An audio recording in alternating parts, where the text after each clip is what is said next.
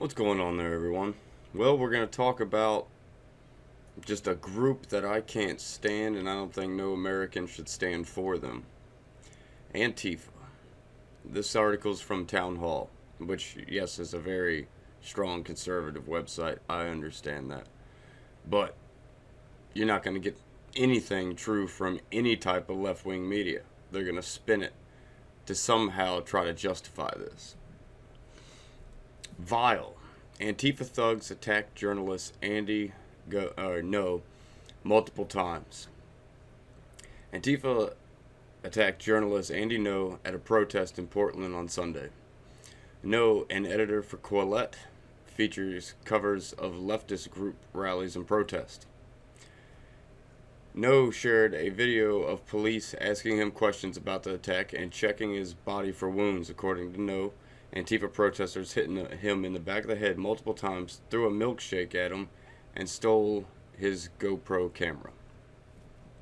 You can see some images. He doesn't look too bad. He's got a nice little raspberry under his eye. But the thing is there's reports coming across that he's got a brain hemorrhage now, which can be fatal. It's not a good look for Antifa. No took to Twitter to ask for any video or photographic evidence of the attack taking place. And here's one of his tweets. Attacked by Antifa, bleeding. They stole my camera equipment. No police until after. Waiting for ambulance. If you have evidence of attack, please help. No was taken to the hospital where photographic evidence was taken.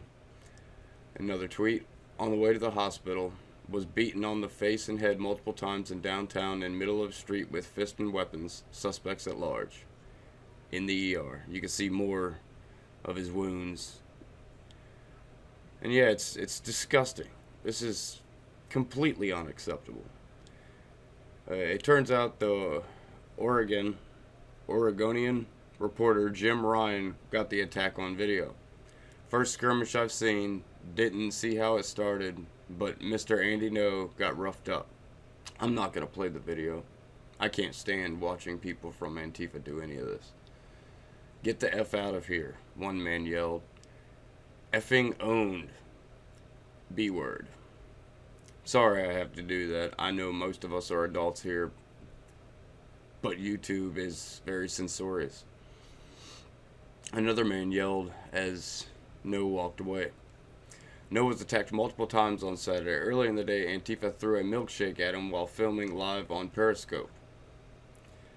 And I'm assuming this may be a video of that. Yeah, and you can see more milkshake stuff. See, the thing is yeah, milkshakes were pretty popular at the event. The thing is these aren't regular milkshakes they're starting to throw at people. I don't know if they're taking a reference from that British comedian who said, why are we throwing milkshakes at them? Why don't we throw acid on them? You know, she said that in a clear call to violence and escalation.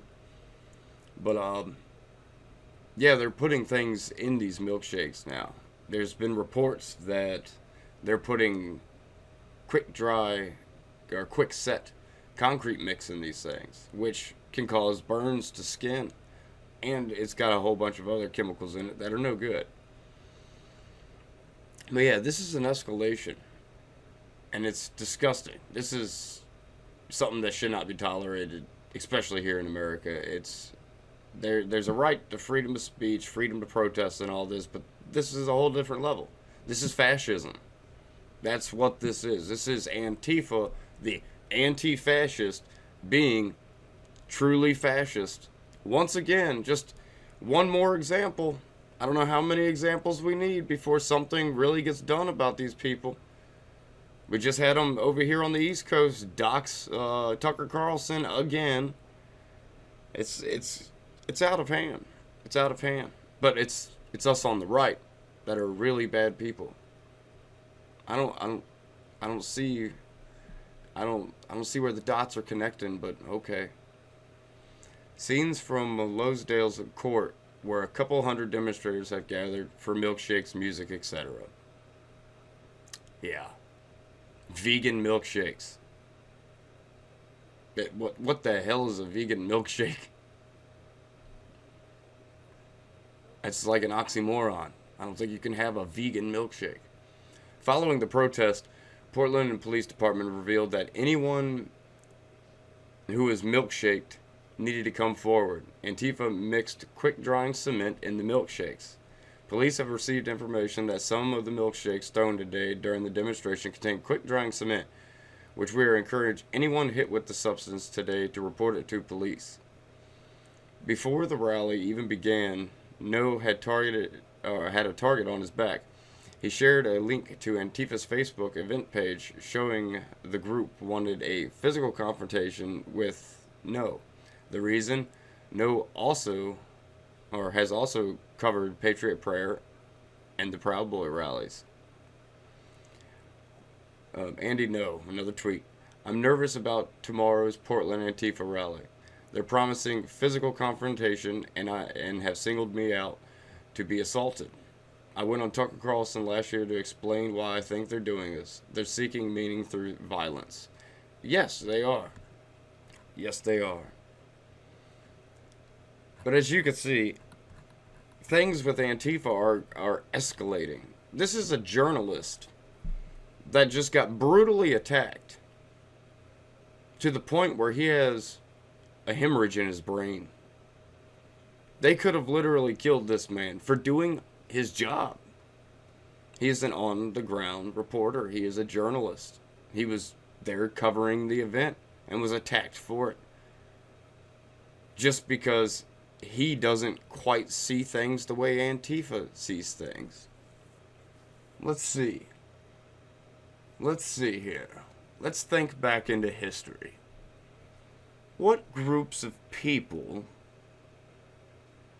have attacked other groups of people for being different than them? Kind of reminds me of some fascistic behavior, if I do say so myself. All I'm saying with this video is people on the right, and even your centrists that are on the left, you know, your commonsensical people that are on the left, which I don't know why, but they seem to, I know they're not, but they seem to be few and far between because no one likes to let them speak either. They're getting silenced, you know, your centrist left are getting silenced just as well as your people on the right. This should be an outrage to everybody. To everybody. It is 2019 in America, and we're worried about political violence on everyday streets. But it's not happening from all groups. It's happening mainly from one group.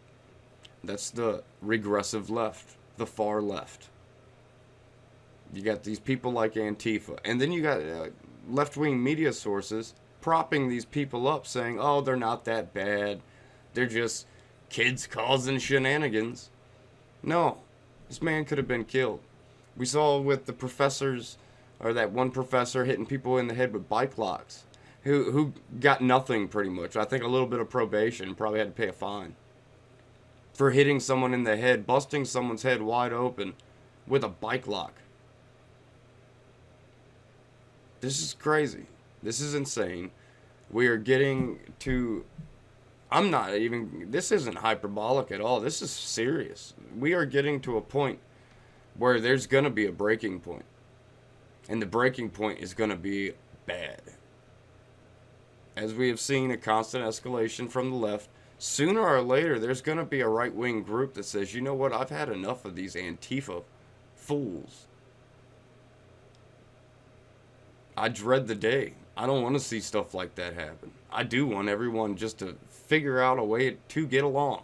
There's no reason for us, even if our political views vary from one extreme to the other. I'm not saying there's a bunch of extremists running around in the first place. Just as an example, it doesn't matter. You can get things done through dialogue and debate. You don't have to pick up your hands or weapons, which most Antifa people are going to use weapons because their hands are so soft from all the soy they eat that it's practically like two beans sitting on their arms. But yes, it's just a reminder to be wary. Be wary of your surroundings when you're at these events. If you go to cover them, be extraordinarily wary because you do have a target on your back. Antifa does not like journalists. They do not like people reporting on the facts. They do not like being seen. They are a fascistic group that is hell-bent on destroying America. They're a bunch of neo-commies. Come on. But that's enough of this. I'll rant for days on Antifa, if allowed. But as always, like, share, and subscribe, and I will catch y'all on the flip side.